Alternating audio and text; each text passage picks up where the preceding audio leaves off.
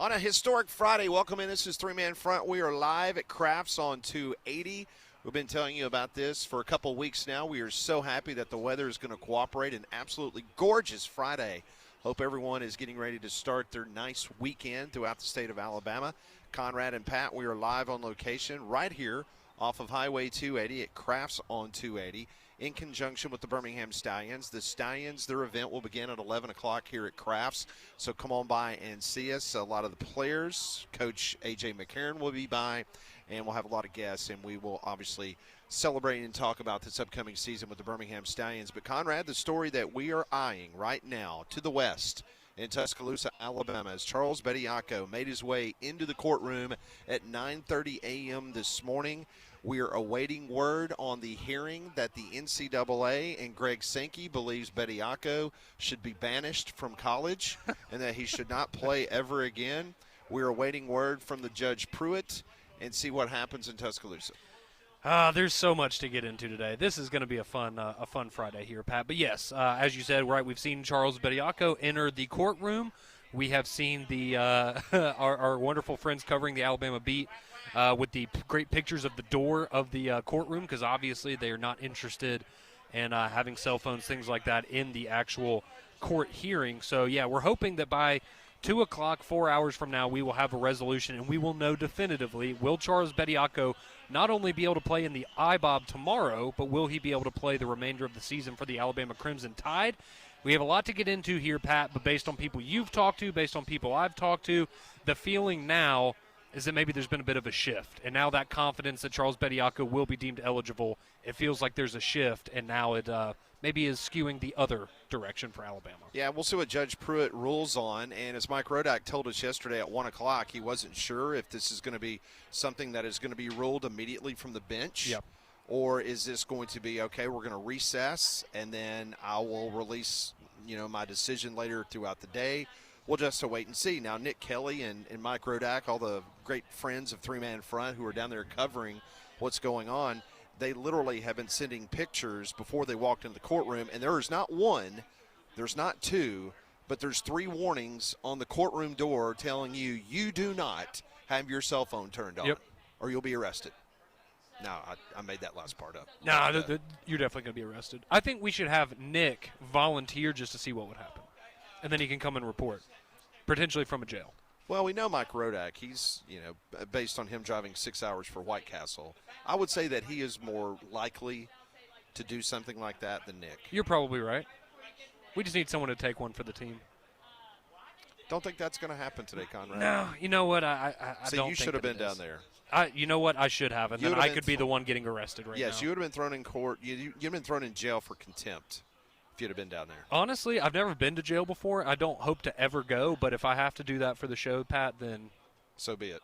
That'd be the best way for me to go to jail. Molly, mark that tape. We need to have that as evidence that he is willing to go to jail for the show. That'll be one of the challenges. Don't worry. Yeah, okay, that'll good. be the next challenge. Conrad spent a night in prison. Well, the big news yesterday, and it was bizarre, SEC Commissioner Greg Sankey signed an affidavit supporting the NCAA against Alabama men's basketball center Charles Bediako. Sankey's affidavit was one exhibit included in the NCAA's motion to oppose Bediako's injunction against the organization. This is what he said in the affidavit. Permitting former professional athletes to return to competition creates a competitive disadvantage and fundamental unfairness for current student athletes who have not pursued a professional sports career but have instead maintained their commitment to the collegiate athletics model, Sankey wrote. Sankey went on to say, I respectfully ask the court to uphold the NCAA eligibility rules challenged in this case, which are essential to the integrity of college sports, to the educational mission they serve, and to the opportunities they provide for current and future student athletes. I was listening to you this morning, starting my morning at 6 a.m., and you had some pretty pointed comments towards the commissioner of the Southeastern Conference in his defense of the NCAA. Yeah, I mean, there's a few different ways we can look at this and kind of get the ball rolling, but I think and you pointed this out on Twitter last night, and I think it's a very poignant comment. And again, let me start by saying this. All right, I think we can agree the Bediako, the Joey Aguilar, and the Trinidad Chambliss situations are all different. Yes. They are different. Very much so. But they all deal with the same concept, which is eligibility, correct? And they all happen to deal with the Southeastern Conference. Correct. So your point that you made on Twitter last night and that I made on the show this morning is I'm eagerly awaiting, and I guess we still haven't gotten it. Maybe it'll come down in the next 5 minutes or so. But the affidavit on those situations and what's going on there, because it does feel like in this situation you have a little bit of cherry picking perhaps from the Southeastern Conference Commissioner of going against Alabama and siding with the NCAA for, in his opinion, what is good for the overall health of college athletics. It is also interesting. In the past, he has made it clear, and this is true, his job is to do what's best for the member institutions of the Southeastern Conference. His job is not to be the czar of college football or college basketball, what have you. So it is unprecedented, Pat, that we have a commissioner openly going against one of his member institutions. And I know nobody's going to want to hear this, but you're not going against Missouri. You're not going against Mississippi State in the Southeast. You're going against the University of Alabama. It's just interesting that you have two other situations that are also very high profile, that you have no comment on what's going on in those situations, on top of the fact that this Bediako thing's been brewing for weeks now, Pat. Why now, today, or yesterday, was that the time to make the statement and make the stand? That's where, I guess for me, it's if you want to call out something that you don't think is fair with eligibility, by all means do that. But do it for everybody that's involved in your conference. Don't do it for just Alabama, while the optics of it make it appear that you're giving Ole Miss and Tennessee a little bit of a pass. Well, I mean, I'll tell you, I've covered this league for a few decades, and I can tell you that I've covered countless NCAA cases dealing with Alabama and Auburn. I'm going to name a few for you. Antonio Langham, Gene Jelks, Albert Means, the Bama textbook scandal, all those things down in Tuscaloosa. Not one time did the Southeastern Conference Commissioner come out publicly or legally and admonish the University of Alabama, just like I have covered Auburn cases, Eric Ramsey, Cam Newton, Chuck Person, the Bruce Pearl investigation with basketball. Yep. At not one time did the commissioner of the Southeastern Conference go public. Now, I can tell you, and I'm not going to say it on the air, but I have had people that have been in close proximity when conference commissioners have had their own opinion on those cases that I just mentioned, and they absolutely perhaps were against the member institution, but they never admitted it publicly. Correct. Never. They might have their own opinion, but they let this stuff play out. They would not go public. They would not do radio interviews. They would not sign their name to an affidavit. So as bad as they think a certain situation was on any of these cases that I just brought up, not one single time did Roy Kramer, Mike Slive, and now all of a sudden Greg Sankey believes that it's so important that you're going to basically slam one of your member institutions. And listen, we all like to think we're all 16 and we're all equal because they give the same amount of money out, right? They're not. But they're not. Because when you look at the television ratings and you look at the viewership, people aren't tuned into the Southeastern Conference to watch Mississippi State. They're not tuned in to watch Missouri. They're tuned in to watch Alabama. The most watched team in all of college football. And that's college football, and I know this is college basketball. But my problem with this whole situation is Greg Sankey putting his name on an affidavit.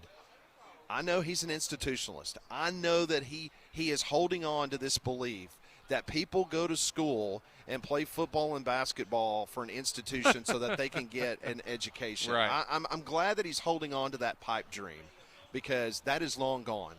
And I think that's one of the reasons that these conference commissioners are going way of the dodo bird because they don't rule. You are supposed to be a leader from the front, not the back. And right now it appears that the Big Ten is basically telling the SEC what to do. Hey, you need to play 9 conference games.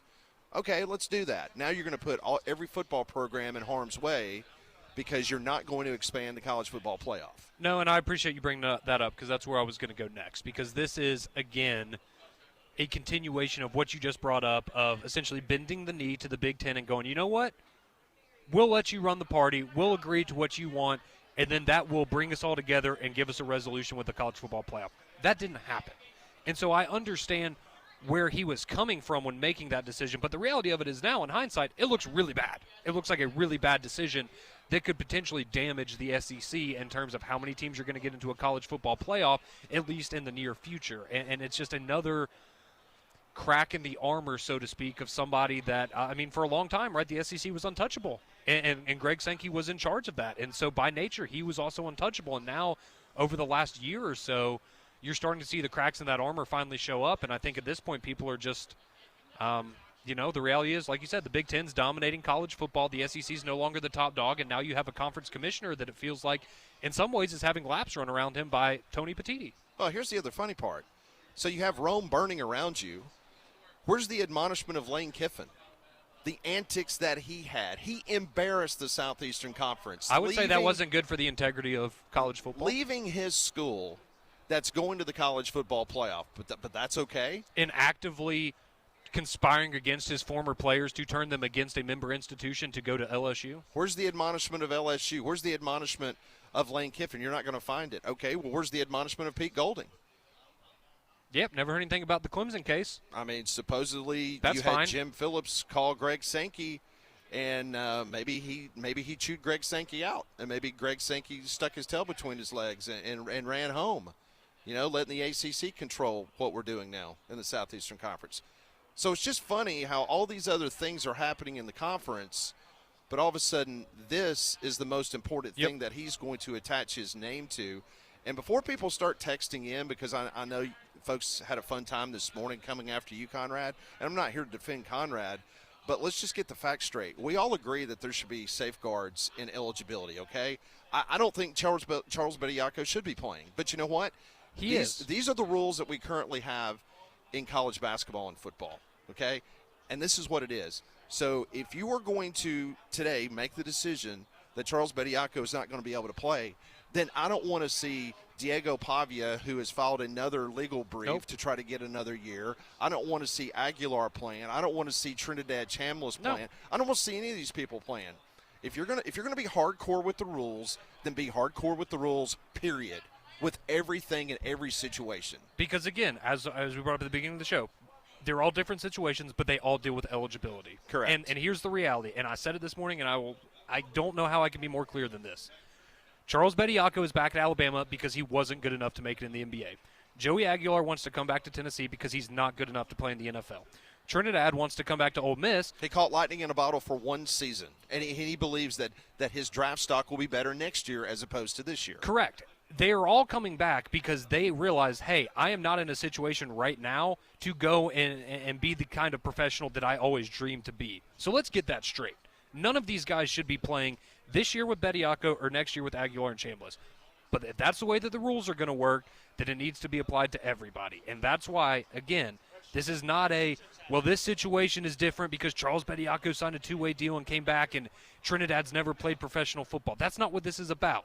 It's about being fair and being equal. And if you are going to admonish one school for damaging the integrity of college athletics by fibbing with the eligibility rules, it has to be the same way for everybody. And that's what's so bizarre. It's not right now. Because I reached out to a lot of people that are longer in the tooth like I am in regards to covering this conference, and everybody is as perplexed as I am. So this is not like Pat trying to get up on a soapbox and try to slam the commissioner of the Southeastern Conference.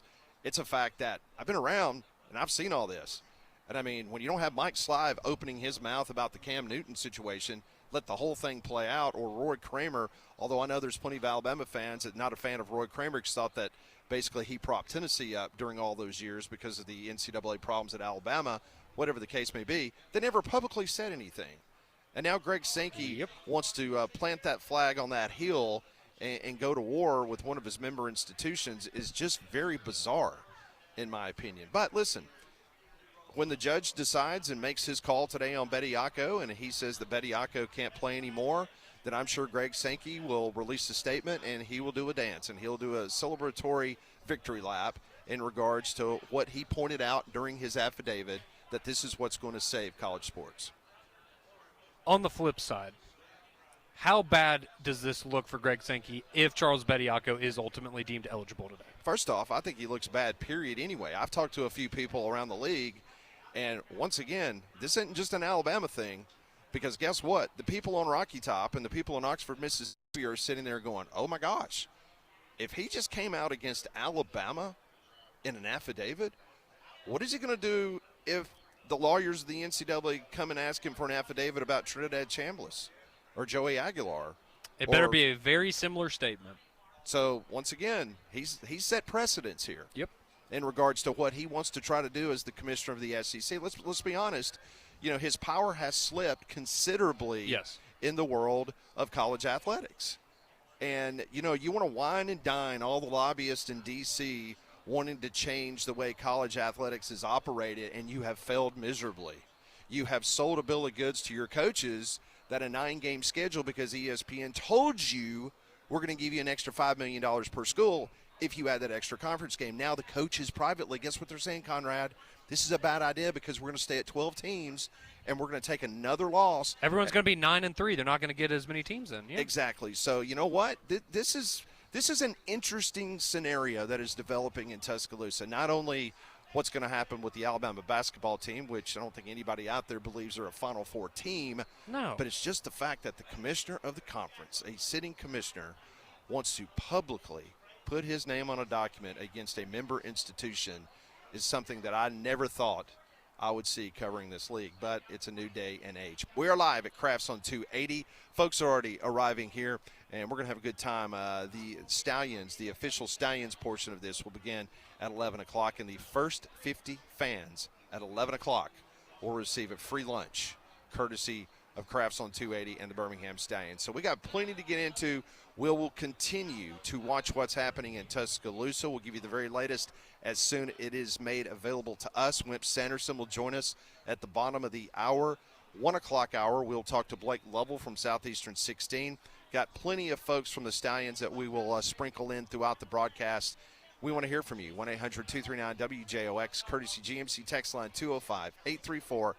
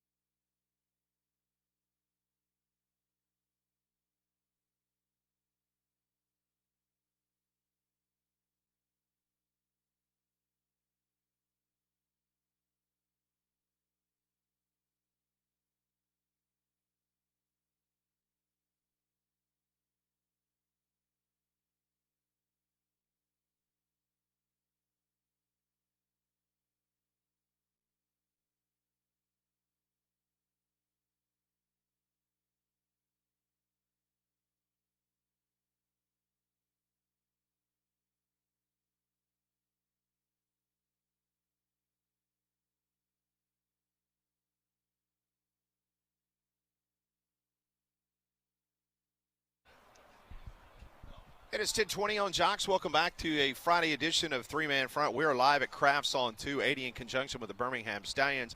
A lot of our normal Tuesday listeners are making their way. We're located right outside. You can't miss us. Right on the patio, the outside patio. We've got speakers going where you can listen to the show. And, of course, many of the Stallions players, the head coach A.J. McCarron, will be stopping by here starting at 11 o'clock. The other issue with this whole situation that we've been talking about, and once again, we want to point out, we understand that the Chambliss situation, Aguilar and Bediako, are completely separate and different situations.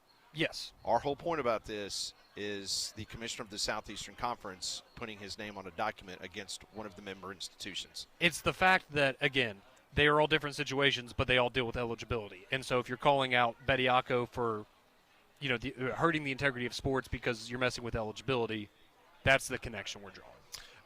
Bediako's attorney yesterday, Darren Heitner, he went on social media and this is good. He had some pointed things to say about Commissioner Sankey. He pointed to multiple NCAA waivers granted to former professional athletes, and those waivers show selective enforcement. He added that the courts have previously viewed similar inconsistencies as arbitrary decision-making. This is a direct quote now from Heitner, the attorney for Bediako, towards Greg Sankey. Furthermore, Sankey is a lay witness who can offer opinions based on personal knowledge, but this affidavit is littered with conclusory statements that are not tied to specific facts or data. Sankey is not only biased, but has a conflict of interest while serving in the role of SEC commissioner. The other bizarre part to this is that yesterday should have been a celebration of the conference. There was good news that came out. There was fantastic news. Yep. And that's why it was even more bizarre that Greg Sankey should have been on top of the SEC headquarters in downtown Birmingham with a bullhorn. He stepped on his own toes. And telling everybody that was driving by the Civic Center on 2059 that the SEC has become college football and college sports' first ever billion-dollar conference.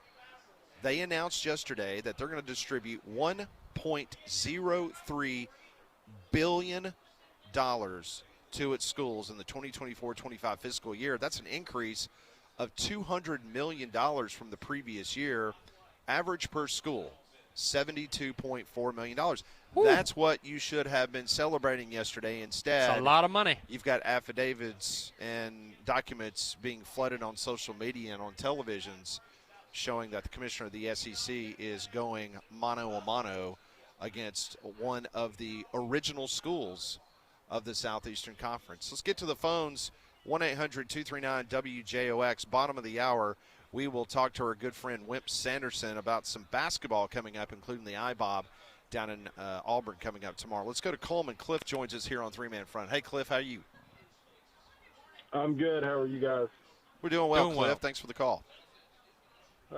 Yeah, so a couple of thoughts on this Charles Bediako situation and the NCAA. First of all, the whole thing seems out of control to me, and you mentioned that some of these decisions are very arbitrary.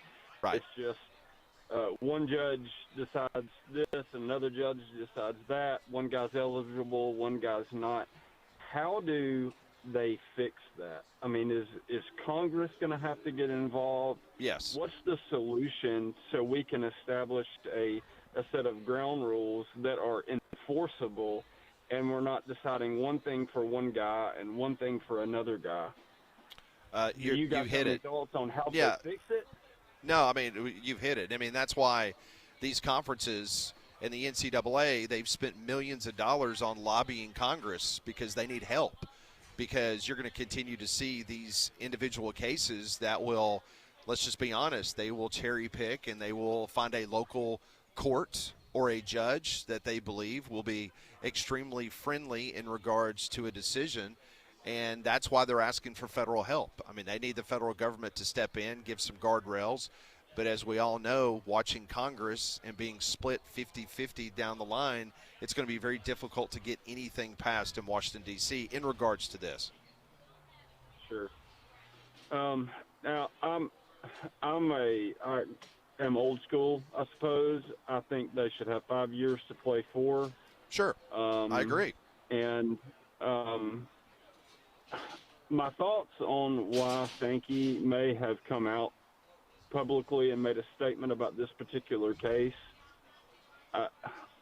You mentioned some of the other cases in the past, going back 20, 25 years even. But we've never had a player that has gone and played pro ball or had a pro contract like Bediako. He had a 2-way contract. He never played an NBA game, but he was a pro. Sure. We've never had a guy that's gone and played professional sports and come back. And my thoughts are it may to him just have been just kind of the straw that broke the camel's back. And he was just like, I've got to say something. Well, listen, I'm not defending him. I understand exactly where you're coming from, is. Cliff. No, listen, and thank you for the call. Appreciate you listening. It's a great call. What you said, I agree with.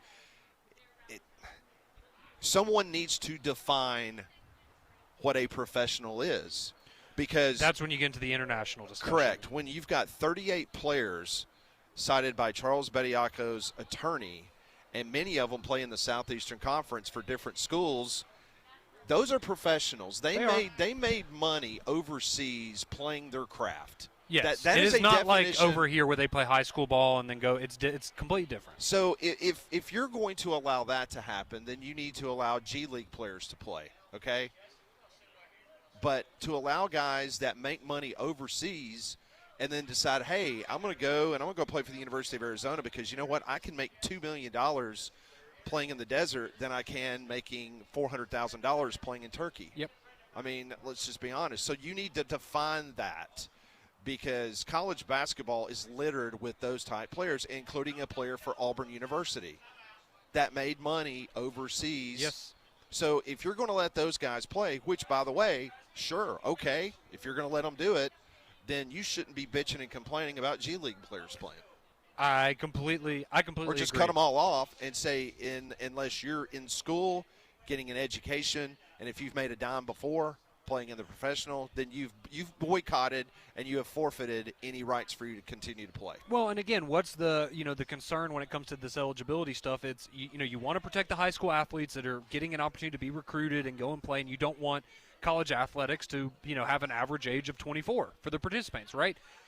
That's what's going on internationally. You're bringing these guys over that are 22-year-old freshmen, and we have 4 years of eligibility left. But you're 22 years old, and you've been playing, like you said, professional basketball in some cases since you've been 15 or 16 years old, right?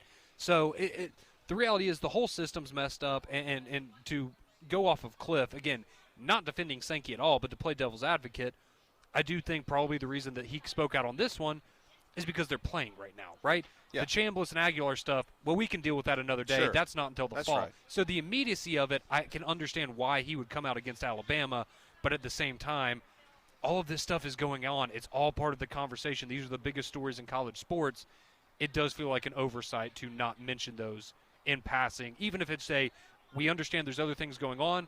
We're going to comment and deal with those in the future, but we are aware that this is not an isolated situation with Alabama basketball. All right, let's quickly get to Poe before we talk to Coach Wimp Sanderson. Hey, Poe, hope you're doing well on this Friday. Man, yes, Pat Smith and my man Conrad, love y'all, man. Y'all telling the truth, and I'm going to try to make this real quick. You were saying you're not trying to slam Sankey. Hey, man, slam him, man. You know what I'm saying? You got the boy, slam his. I ain't going to cuss, but slam him. I wish I could talk to him face to face. It's so much to talk about, so I'm gonna try to make it real quick. That's fine. Go ahead. People don't understand what y'all just said about international players. The folks over there have been playing for so long, so now they coming over here. They freshmen, they making this year. I watch college basketball, football, all this stuff, and keep up with this stuff. People don't realize that these guys is coming in. They've been playing professional. But on me saying this with Bediako, Conrad, y'all. When he played Alabama against Florida, that game they lost against Florida, I was mad. 6 points. Dude, to me, just me being Poe, Betty, he washed up. Because when I say this, don't take this the wrong way, but you went to the G League, you came back to college, you ain't putting up what is it? I don't know his average because I ain't keeping up with him like that. I don't know his average. But if I'm going to pay you, you're going to come back as a semi-pro. You're going to come. I need more than 6 points from you. Yeah. Well, it's obvious, Poe. There's a reason he came back to Alabama, right? And I think we're seeing it on the court when he plays. He washed up. Yeah. He washed up. He washed up. I'm just going to be honest. He washed up. Okay, on the other hand, Pat Smith don't have no guilty ends, or Conrad no guilty ends about Greg Sankey.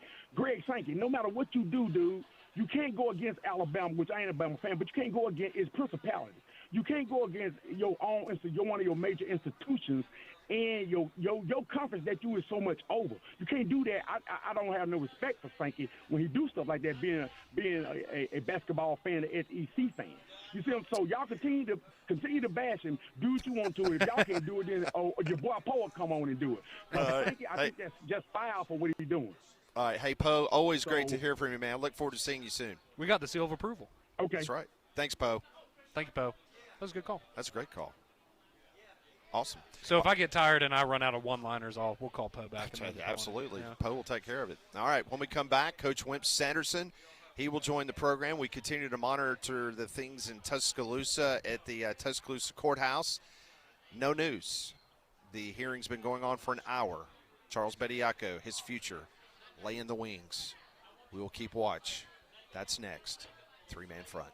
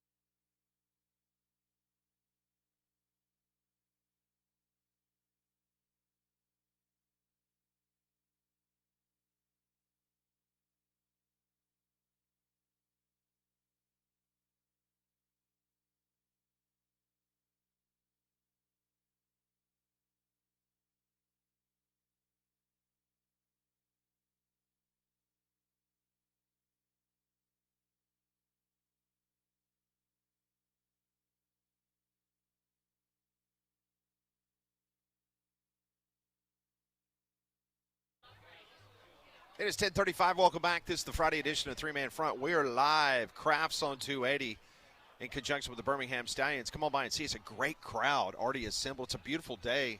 Temperatures are going to warm up near 60 degrees. The sun is out. A lot of folks here on the patio. A bunch of folks inside. It feels great out here right now. A lot of the Stallions will be showing up, including head coach A.J. McCarron, JoJo Tillery, Michael Hires, Mason Brooks. First 50 fans, free lunch. How about that? Can't beat that. Giveaways as well throughout the show. So come on by and see us. We'll be here until 2 o'clock each and every Friday. We're blessed to have an opportunity to catch up with the former Alabama head basketball coach, Wimp Sanderson, brought to you by Craneworks. Lift it, load it, grade it, grind it, move it, haul it, rig it, dig it, Craneworks, Rentalworks, yeah, the big dog's got it. Wimp Sanderson on Three Man Front is brought to you by Craneworks. Lift it, buy it, rent it. The big dog's got it. And now, Wimp Sanderson.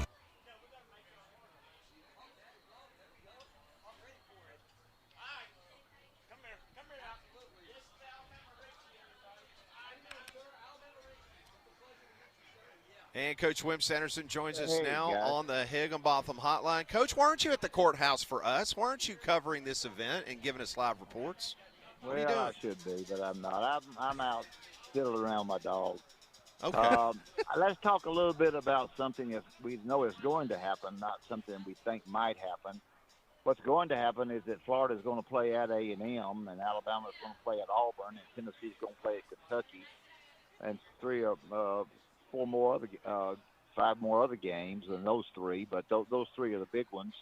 And so I wanted to talk a little bit about those games, and then open up whatever you want me to talk about. Sure. The Florida A&M game, if you thought A&M was bad and you didn't go to the game and you gave the 7.5 points, you're looking for your money right now. Florida and A&M, A&M gets 4.5 playing at home. A&M is good. A&M, they really do a good job. I've said on this show, they press you on mates, but they also press you on misses, and they make the postman bring the basketball up the floor a lot. Bucky's done a terrific job. He's coach of the year right now. Things could change. They're leading the league, or tied for the league with 7-2, and that should be a really good game. Tennessee at Kentucky. I visited with Rick when they came and played Alabama. He's all upset because Kentucky came back and beat them after Tennessee had led the entire game at Knoxville. So that's another good basketball game that we're going to see. And you can ask me questions after this one. Alabama and Auburn. I'll give my predictions here in a few minutes. When the game starts, and if Auburn gets ahead, the chant will be, where is he, by the crowd, I guess, at Auburn. But it should be three good basketball games. Coach, I wanted to ask, with what's going on, we don't have to get into the legality of everything. Do you look at the IBOB differently tomorrow? I don't know if you call it that. But Alabama and Auburn, if Charles Bediako isn't able to play, does that change how you view the matchup for Alabama in tomorrow's game in Neville? Oh, I don't think so. I think the way the head coach, Bruce's son has said, I think he's taken off a real. It gets enough showing, I think, enough interest, enough toughness. For me, it did, and I guess for Sonny, it did too. That doesn't really matter. It's still the biggest game of the year. It was for me. Every game is supposed to count the same, one win or one loss, but it was for me. If Alabama shoots the basketball well, and they've got four good shooters, if they shoot the basketball well, they've got probably the better chance. But I think Auburn, if Auburn defends the three, they've defended better. If they defend the three well, then it could be an Auburn win. So I think Alabama's got two really good players. Of course, one of them is Fallon, who committed to Auburn and then went to Alabama, and then the kid that was at Auburn, who Holloway, who's turned around, Holloway, has turned around and gone to Alabama and play. So those two guys have got to be stopped by Auburn. And then the two really good players, Hall and them, the other kids, the two kids at Auburn have got to be stopped as well. So the defense that you play on each of these two guys is going to be the difference probably in the game. I always defended things a little bit different than some people. I guard them without the ball, not with the ball. I try to keep it off of them, so we'll see what happens there. Well, it was interesting you're talking about defense because I was going to ask you earlier this week, Coach Nate Oates kind of called out Philon for his defense, and it seemed like that he responded to that the other night. When you see Alabama defensively, not a criticism towards Coach Oates or the team itself, but as a former coach and you're watching them, where are some of those defensive deficiencies, I should say, because it seems like when they score quickly, Coach, they don't get back on defense, and all of a sudden it was a track meet with them in Texas A&M the other night because of the defense. Well, you know, the A&M had one pass at the 10-second line, the other pass at the basket, Florida did especially. And I think Alabama has played what they call a drop situation on pick and rolls. I won't get into that for our listeners, but hasn't been that good. I think Alabama just needs to shore up defensively and be darn sure that the matchups are right, and to be darn sure that they get over some of the screens rather than play the drop if they drop a little bit on their defensive stuff. So I think Auburn has improved defensively. I don't know that they've improved as much as they say they have. I think they're a lot better early in the game or against the three than they are late. And so I think it's anybody's game. It's the ability of each team to be darn sure that somebody on their team doesn't have a hot hand besides the two that you know are going to have a hot hand. And you already know those two guys at Auburn and those two guys at Alabama. Sometimes a third guy comes in there. You just got to do a good job of team defense. And the big thing, folks, is you don't want to give up a lot of cheap baskets. Now, we talk about defending the three, and I personally don't think people work on enough defending the three. But threes and cheap baskets, layup shots, dunks, so if you want to call them layup shots, the most important thing out of a layup shot is to use the glass. I say that all the time in my basketball camps. You don't want to use the rim. Basketball is a game of angles. If you get to the right angle, you can use the backboard. If you get down the baseline, there is no backboard. Coach, you know this conference better than anyone, and you do a really good job every year at the start of the season, right? You're kind of able to predict. You look, all right, this is going to be the record that they're, the winner of the SEC regular season. They're going to need to go 14-4, 15-3, whatever. You're always spot on with that. Yeah. So Alabama and Auburn are 5-4 right now. Not looking at winning the SEC necessarily, but just getting a top 4 spot and getting that bye in Nashville. We know that's important, Coach.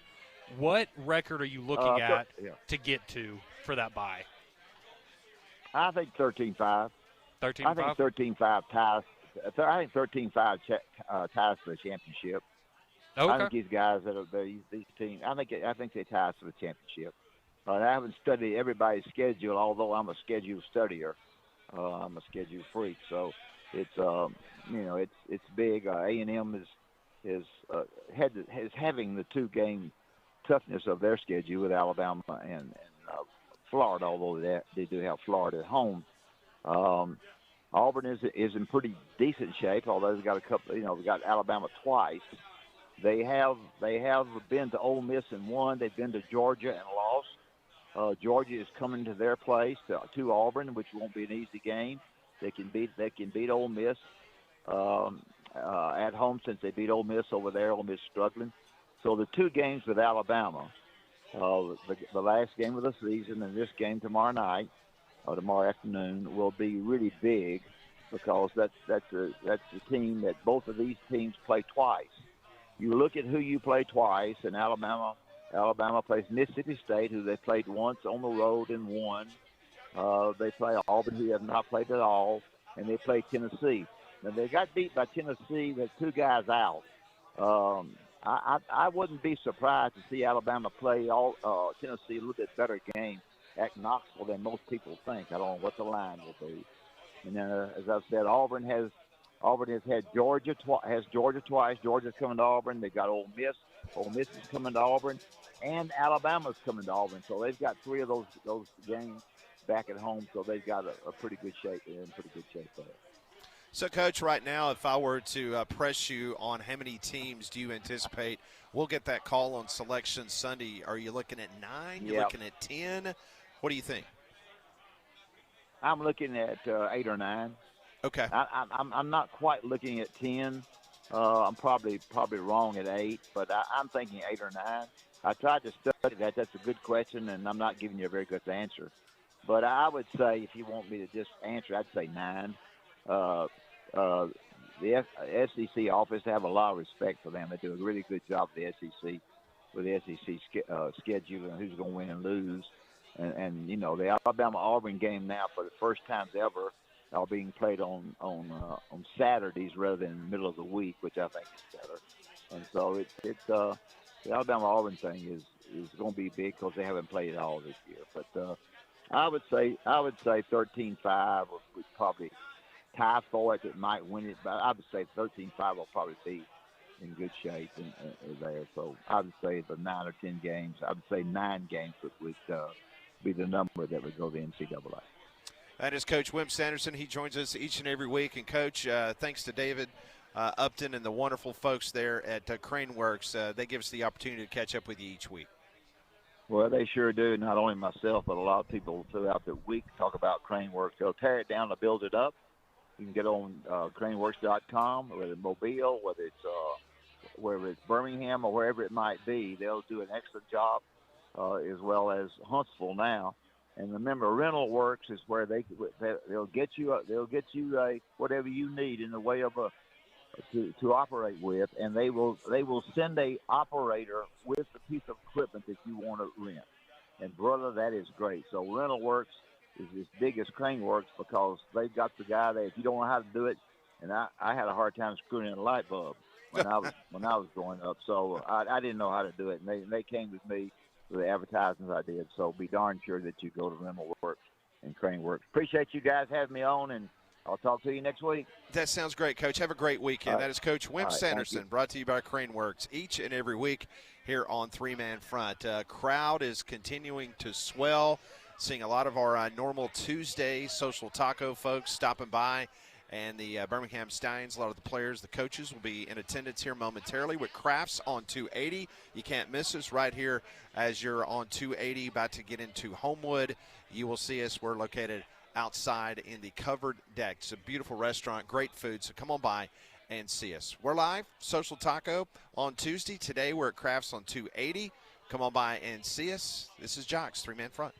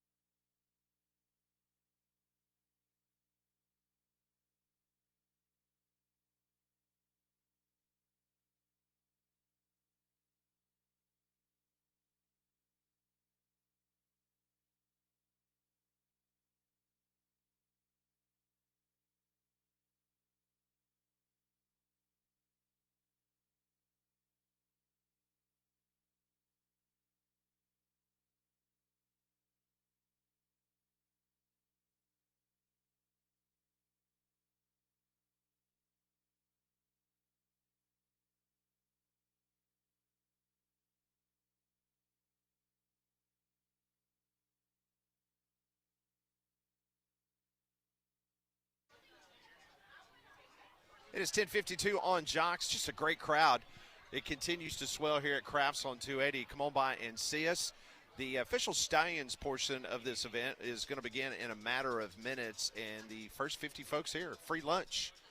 Crafts on 280. Let's get back to the phones, as many of you are wanting to chime in. We are still waiting word out of Tuscaloosa in regards to the Bediako hearing. Let's go now to Bama Mark. He wants to talk a little bit about Bediako. Hey, Bama Mark. Hey, guys. How y'all doing today? We're doing well. Hope you are. Just driving down the road, but ain't working. Yeah, I understand what you were saying, Pat. You and I think a lot alike on this situation with Bediako and Aguilera and Chambliss. There are three different situations, but they all have to do with eligibility. Correct. And I cannot understand why Greg Sankey would come out and say that. I mean, to me, you made a call over to Kirby Smart and asked him, hey, why have you have 35 of your, how many of your people you got been arrested since you've been head coach? Has he maybe come out publicly said anything about that you know of? He has not. I mean, you've had actually people get killed in that situation, but if they rule against Bediako, I mean, if they do, they do. That's their prerogative. But if you make this decision, then you need to go back to every 38 that are playing in the SEC and say the same thing, and they should be ruled ineligible because they're playing in the same type of league that he was playing, except it's overseas, and they were making money as well. Great call, Bama Mark. Thank you for the call. Thank you for listening, and have a good Friday. Let's go back to the phones. Dylan and Jasper wants to talk a little bit about the Bediako situation. Hey, Dylan. Hey, thank y'all for taking my call. Sure thing. This is what I think about Greg Sankey saying what he did and everything. Alabama, the University of Alabama is the SEC's biggest contributor as far as titles and everything. I mean, Alabama is the SEC, and then you're gonna come out and just go against your top dog in the SEC like that. So here's what I suggest right here. And I mean, at this point right here, if I was Alabama, I'd say to hell with the SEC and either go independent or go to the ACC and just dominate and everything. That's what Bobby Bowden decided to do. Bobby Bowden had an opportunity to bring Florida State to the SEC, and he decided he wanted to stay in the ACC and win the championship every year. Bama Mark, thank you. Or Dylan, I'm sorry. Thank you for the call. Thank you so much. Hope you have a good weekend. We will continue to monitor what's going on in Tuscaloosa. I understand that Charles Bediako is coming out of the courtroom, so maybe we'll get an early indication what is going on. That's next on Three Man Front.